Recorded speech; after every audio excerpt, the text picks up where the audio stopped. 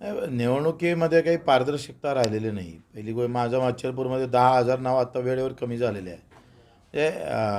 या सगळ्या घोळात हे निवडणुका होणं म्हणजे काही संभ्रम निर्माण करणारी आहे.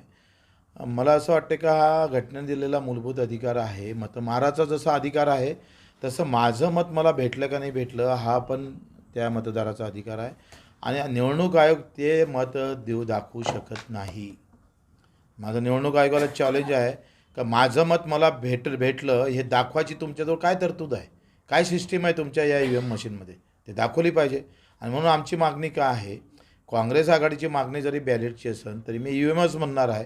EVM मशीन असू द्या, पण जो VVPॅट येतो ना तो जो काही दिसतं आम्हाला, तो आम्हाला नावागिवासीत आमच्या हाती आला पाहिजे, आमची सही घेतली पाहिजे आणि VVPॅट क्रमांकासहित आम्ही तो मतपेटीत टाकला पाहिजे.